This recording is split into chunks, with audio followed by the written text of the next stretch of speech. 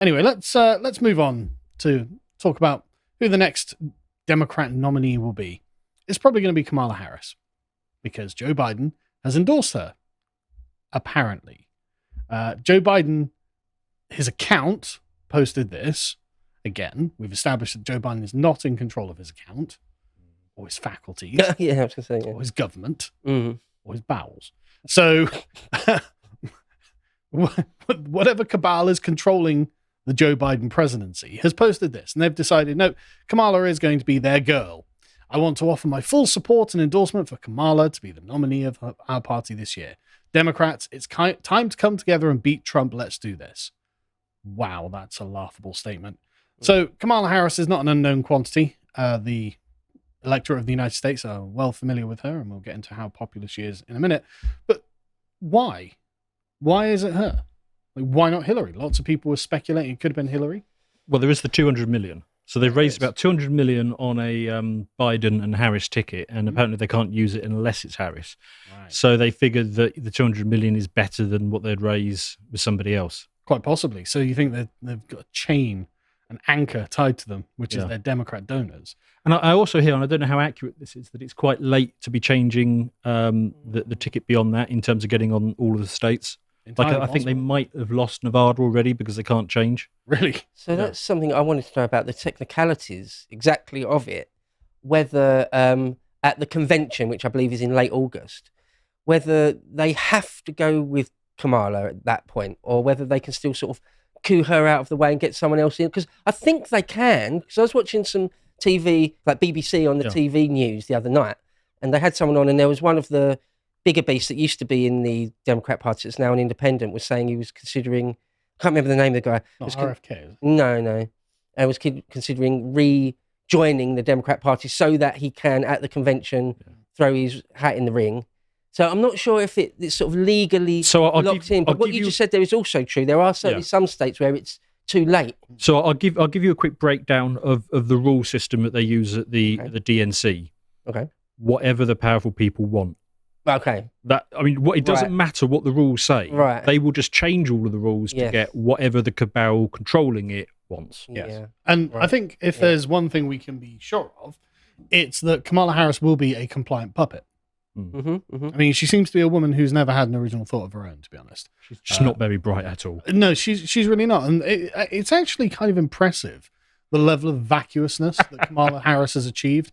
I mean, obviously, she gives us her pronouns, and she explains that she's sat at a table wearing a blue suit. It's very interesting. But there are other things that are just remarkable. I just thought we'd watch. Remember Venn diagrams, those three circles? Right. And then let's just see where they overlap. You will not be surprised because I have constructed a Venn diagram on this. Remember those three circles, how they overlap? I love Venn diagrams. So I just do. Whenever you're dealing with conflict, pull out a Venn diagram, right? And so, the three circles.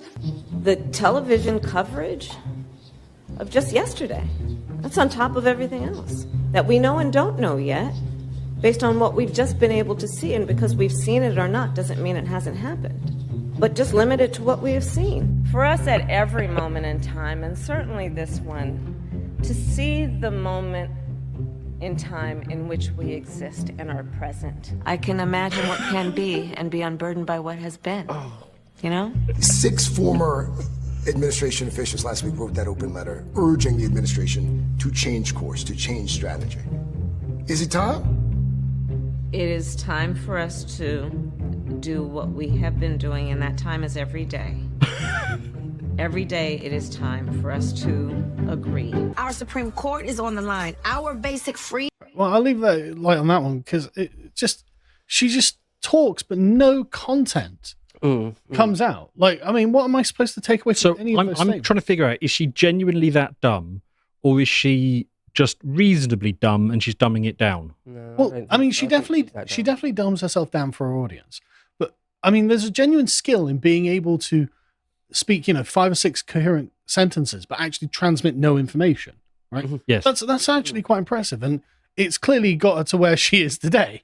So the mark of an intelligent person is always when they can take a complex idea and break it down very simply so that everybody understands it. Correct. But she takes a load of vacuous nonsense and breaks it down to the point that it doesn't mean that probably doesn't mean what she meant it to mean in the first place. It's real verbal garbage, isn't it? Yeah, it's just... Do you remember Donald Rumsfeld one time?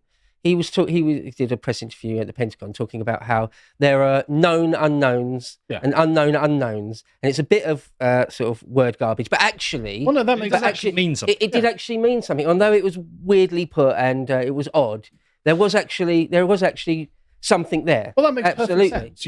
You know there are things you don't know, or you don't know there are things that you don't know. But when he said it, it's just like that's such a weird, convoluted, kind of not helpful way of saying things. Yeah, but that's top level highbrow compared to this. Yeah, whereas this is just true garbage. Live today, so the future today will pass today as it is tomorrow. What are you saying? And I'm pretty sure she was drunk in some of those clips as well. Quite possibly. You know that line about being unburdened by what has been? Yeah. Have you seen the compilation where she says it like 20 times? Yeah. And I love the way that she thinks that she's being really profound and cryptic. It's like the Venn diagram. If I mention Venn diagrams, people think I'm clever. Everybody with an IQ of triple digits is like, yeah, we know you're talking about you replacing Joe Biden. You're not being cryptic and clever. I mean, while we've got her, we'll just have another piece of Kamala's remarkable insight and wisdom. The governor and we were all doing a tour of the library here and talking about the significance of the passage of time, right? The significance of the passage of time. Important stuff. So when you think about it, there is great significance to the passage of time in terms of what we need to do to lay these wires, what we need to do to create these jobs. And there is such great significance to the passage of time when we think about a day in the life of our children. What is she talking about? Like, what point am I meant to take from this? This just screams 92 IQ to me or something. Yeah. See, to me, it screams 110 IQ, but with the perspective of being a middle manager in a large bureaucracy. And so, right, you need to get up and fill some time now. It's like, okay, well, I'm going to say something that's essentially impenetrable, so I can't get in trouble with my superiors over this. And so I'm, the passage of time isn't this significant to our children, blah, blah, blah, blah, blah. And it's like, yeah, Venn diagrams. Okay, now, right, okay, well, no one's angry at me because no one could follow what I was saying because there was no content to it. I've got to go with Dan. This is like 85, 90 IQ. For me, that's my take, is that when you're not even aware that you're coming across as really dumb, you genuinely think what you're saying is there's something to it. I don't know. I think that she's mastered the art of bamboozling people. Right? But that's the thing. No one's bamboozled by it, though. Most people's take are outtakes like, what was that? Yeah, but that is what being bamboozled is. Like, I don't know what she just said there. Well, not truly bamboozled. I mean, the actual bottom line is she's dumb. I think with bamboozled, you have to think that there's something that you're not getting, not just listening to complete nonsense. Maybe. But anyway, so I saw a lot of online, I want to say cope about this. Like posts like this, where it's like, there was a Zoom call tonight for black women organizing for Kamala Harris at a maximum of 1,000 people, and they hit it immediately, and 40,000 people joined with the CEO of Zoom's help. Trump is so screwed. It's like, no one thinks Trump is screwed from this. Like, it's just constant, like nonstop. Like you were saying, they've all, like the proper apparatchiks they are, jumped onto the line going, right, okay, the narrative is Kamala's amazing, we're going to win. It's like, there's no authentic, sincere belief. Because all the right-wingers on Twitter started talking about who's going to replace Biden. Yeah. But you go on CNN and MSNBC, and it's just like they've got the line. The line is Kamala. Kamala, whatever. I know. I'm glad that she is. She'll be the first woman of colour, no less. Thank God. But the point is, like, the incredible amounts of, honestly, Soviet-style message discipline, which is remarkable because Kamala hasn't been officially confirmed or anything like that, so who knows. But it's weird. I mean, she sort of has, because they've already changed the Biden for a re-election thing. Yeah, well, again, nothing official, but the pillar holding up the Democrat Party has decided. The mechanism has got on board. Yeah. And what's interesting as well is, like, Nikki Haley PAC voters were announcing support for Kamala Harris. Like, really, that's interesting. Yeah. The Uni Party is like, this is our girl. Yeah, because their sniper wasn't meant to miss, and she was supposed to be running against Biden. Well, that is certainly one piece of speculation that is doing the rounds. Yeah. So I thought we'd have a look at how Kamala actually fares against Trump in 2024. I heard that the Trump side were happy. They'll take. Well, I'm a Trump partisan, and I'm happy. Yeah. We'll take her as an opponent. I'm thrilled that it's Harris. Sorry, I mean, just before we get on to this, going right back to the beginning, I think the first thing she properly ran for was DA of California. Yeah, and she just squeaked it. Yeah. in California. By like she just 2%. squeaked it in California. Yeah, against a Republican. Yeah. It's amazing. She's not got exactly a track record of glorious conquest. And didn't she come in that previous primary for the Democrat president? Didn't she come dead last? She was definitely in the sort of below 5% bracket. Yeah. Joe Biden was about 36%. So even then, he wasn't. He wasn't. She was storming. Attorney General, wasn't she? She was. She was deeply unpopular in that role. That's only because she kept prosecuting people for drug offenses and things like that. And then California legalized weed. It's like, oh, sorry. It failed to read the room there. Yeah. But anyway, as you can see from the polling, Biden and Harris are below Trump in the polling. They're both trailing. Biden's not doing great, but then neither's Harris. Trump's going to beat them both, basically. Well, plus polls are fake. Yeah, polls are fake. But then when asked about the general approval rating that Harris has, she's the least approved of those three candidates. And this is before most people have heard her speak. Yeah, yeah. But like I said, she's not an unknown quantity. You know, she's been on TV. Lots of people would be familiar with her.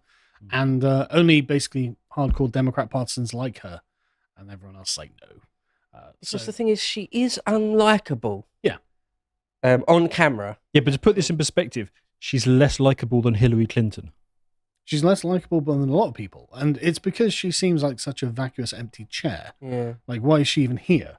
Because you can be unlikable, but have some substance to you.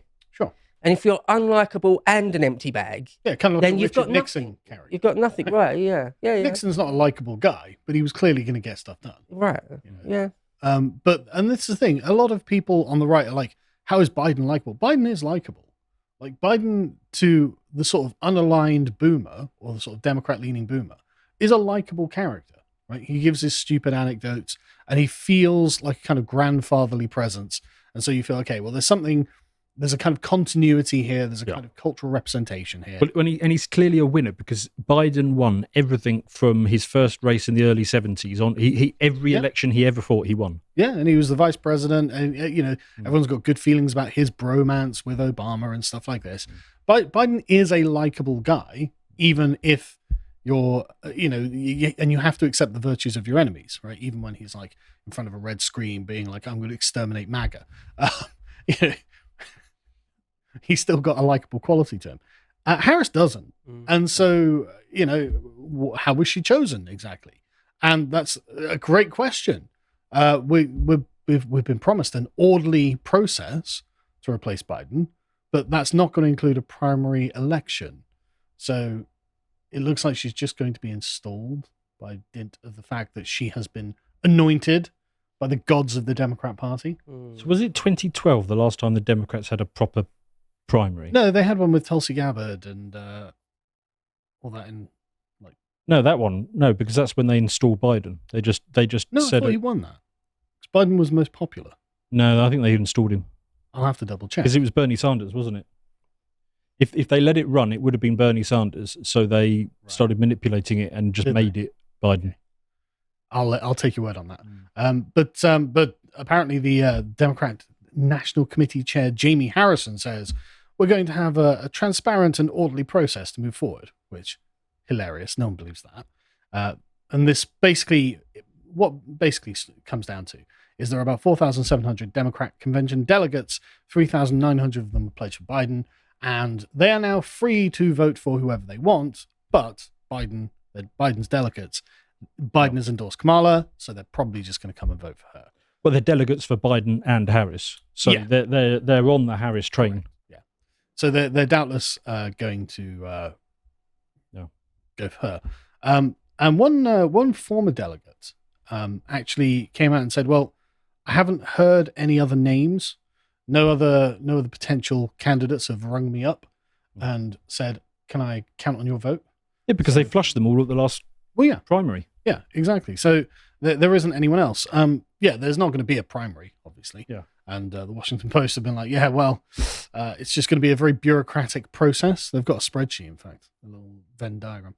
So it's just going to be a very bureaucratic process that could or could not involve a vote. At one stage, you can see here, there may be a vote there, but it looks like we're going down this route. So no, There'll be unity around the delegates, because we're not hearing any other names.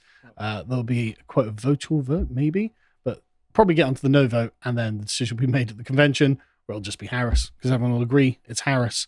And so it's like, right, okay, well, amazing.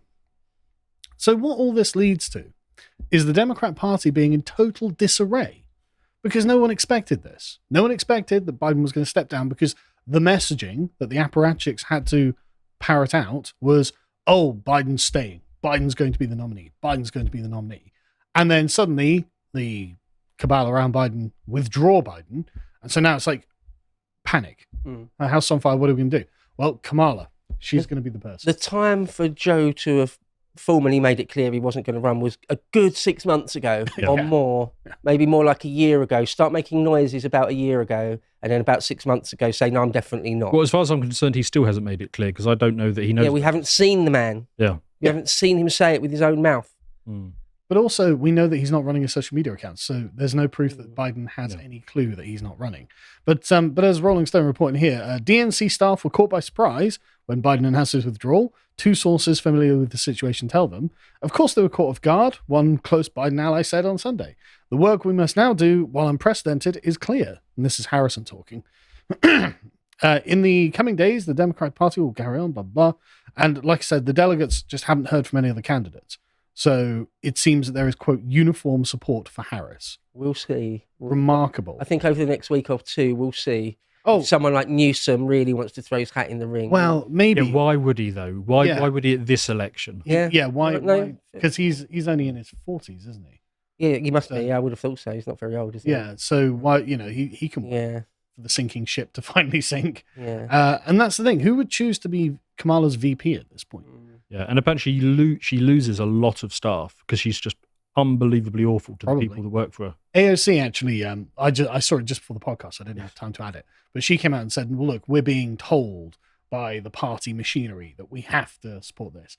But a lot of anonymous leakers are coming out and saying, well, I don't really know what's happening and stuff like this, so I'm going to tell you the truth. It's like, okay, well, good. You are right. There are factions within the Democrat Party that are currently fighting out. But of course, this sort of core pillar of the cabal that controls it is incredibly powerful and has an iron-fisted grip. And I don't Chuck Schumer. Yeah, I don't think anyone's going to come out and challenge it. But the point is, the Democrats are in total disarray. This is not planned, and they're people who love their plans. They are big on plans. They're not big on spontaneous work. And it's been really upsetting for them. I mean, people like Van Jones. Van Jones worked for Biden, right? When he was, I think he was the VP for Obama. Van Jones worked for Biden. And he's just in tears. That's leadership. That's responsibility. That's what America's supposed to be about. I love Joe Biden. You have people on both sides of the fight in the party who are crying right now, who can't believe it right now. This is not a normal time, y'all. This isn't just politics. This is a moment in time to honor someone who for 50 years put this country first and sacrificed and sacrificed and sacrificed and sacrificed and sacrificed. And today, he's sacrificed again. That's Joe Biden. I love Joe Biden. This country should get around Joe Biden and help our president through these last few months. I mean, that is just a remarkable series of statements. And he was so emotional, he slipped in a yo. Yeah.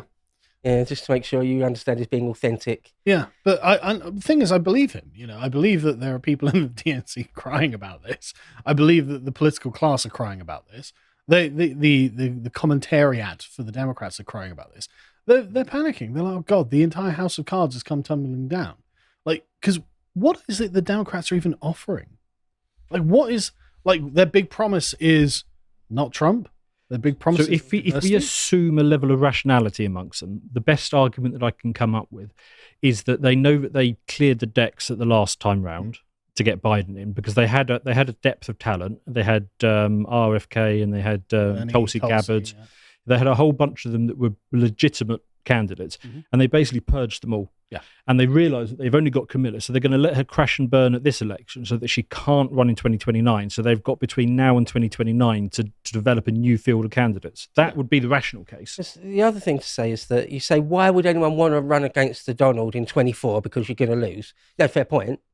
But then there's lots of people, you would want to do it anyway just because it raises your profile. And you know you'll lose, but it means you get to be a big beast later on in some your mid-level senator. Someone like RFK, he'll lose in 2024, but then after that, he still remains as one of the biggest fish. Well, he's running anyway. So, yeah, legitimately, the DNC should adopt RFK. That's the only chance they have of winning.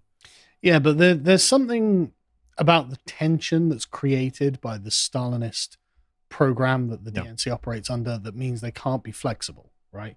They've got, all of the sort of strings pulled taut. Yep. And even though they're still sinking into the ocean, they can't let go of that. And so the thing is just going to capsize on its own, even though they're holding everything as tightly as possible. And that's what I think Van Jones is getting emotional about. You're absolutely right. It's certainly interesting to see, like, the uni party, the deep state, wherever it is, the people that control the Democratic Party apparatus. It's not like they control everything and they're playing 4D chess with everything. They only control. No, they have to react. They have to react to the world as is. They have to react to events like everyone else. And they're not perfect. No, and they know that the Democrat Party is going down. That's the thing. They can see it in real time, and they've not got the talent to turn it around. And I just thought we'd contrast that. The Democrat Party in complete disarray, a bunch of very, very boring midwits who nobody is interested in hearing from, to the Republican Party, which is, of course, booming at the moment. Like, the Republican, it was a raucous, charged party. Yes, it was. It literally had Hulk Hogan on the stage tearing off his shirt, being like, Trumpomania's running wild, brother. Trump just survived an assassination attempt. Oh, yeah. Like, he survived it with panache. He looked good doing it. He impressed everyone. Even like Mark Zuckerberg came out and was like, that was the most badass thing I've ever seen. Yeah, even bloody Cenk Uygur was impressed. Exactly. Elon Musk is currently actively campaigning for the Republicans and Trump at this point. There is a sense of unity in the Republican Party that has a different tone to the unity in the Democrat Party. Whereas the unity in the Democrat Party, you can tell it's like some clenched fist holding them all together. Like, no one will move. You will do exactly as you're told. I watched the RNC where the delegates were declaring, and they were thrilled to do it. They were, you could see the exuberance on their faces. 70 delegates for Nebraska or whatever, proud to declare for Trump. And they were all thrilled. And there was music. It was a big party atmosphere. Everyone was excited to be there. And it's just like, okay, there's just a vibe in each one. There's energy in each one. And in the Democrats, it is the fear of about to drive off a cliff. And with the Republicans, it's the excitement of about to win a massive battle. Yeah. It's funny, a note on inclusion, that it's the leftists and the Democrats that like to think of themselves as inclusive, and it's the evil white boys that run the conservative movement that aren't inclusive. It's funny, Trump and the RNC was really, really inclusive, and it's the Democrats that are like, no, if you're white, straight, and male, or just any of those things, then no, you're actively not wanted, sort of thing. And all the Democrats on Twitter are actively pushing the line that GOP are panicking, which is obviously there's projection. No panic whatsoever. No, but it's projection. They are panicking. Completely. But again, I really want to emphasize there's a kind of freedom in the Republican Party to be a bit kooky, to be a bit off message. Right? They had weird people up giving speeches. I mean, like Hulk Hogan ripping off his shirt. I mean, come on. Is that on message from the Democrat perspective? Like that forehead tattoo lady. Yeah. There's a kind of self-confidence in it, right? That is not present in the Democrats. And you can see where the positive energy is and where the negative energy is. And so I'm just, honestly, I think the Democrats are going to get crushed if they're running Kamala. Well, a note about Kamala, she's more than simply sort of an obnoxious, cackling simpleton. Right? Is she more than that? She's much, much worse than merely that. Oh, I see. Right. She's a liar. There's some, out of all the things that the Democrats have done over the last 3-4 years, one of the things that sticks in my mind, I sort of can't get over in a way. It's funny how certain things from history stick in your mind. But one of them was, I think it was on the year anniversary of January the 6th. They came out and made a big deal out of it, and Biden did a little speech, and Kamala did a speech. And she likened it directly to December 7th, 1941, the Pearl Harbor, and 9/11, 2001. Right. And she said it was on a par with those things as an attack on America. What, January 6th? Yeah. that certain dates will go down in history, and January 6th is one of them. No, I don't. And she got a bit angry about the attack on their values, on democracy, and on democracy, and on the infrastructure of America, what America is, and all that thing. Now, all that sort of thing. Now, obviously, that's a lie. Yes, but it's the well, they've just couped the size of that lie, though. President ever. The size of that lie, though, the magnitude of it, is almost unbelievable. I sort of couldn't really believe it when it's happening. There's something that when you tell lies as big as that, when you're sort of spitting in the face of history, you're spitting in the face of your own war dead. You know, what happened at Pearl Harbor, or what happened at 9/11. I mean, it's breathtaking, really. So that said, for sheer entertainment value, I'm really happy with this timeline. Oh yeah, I'm looking forward to the upcoming election with Kamala versus Trump. Thanks for watching, folks. If you think we're doing a good job and you'd like to support us, you can go over to lotuseast.com and for £5 a month, help us keep the lights on, because of course we are demonetized on YouTube. And while you're there, come and hang out with us at Lads Hour. The only way I can really describe this is like The View for Men, where the lads sit around and discuss a particularly interesting topic of the day. This particular one was on whether we should or should not cancel the left, and I won't spoil the conclusion that we came to. And go and follow us over on Twitter /X at lotuseaters_com.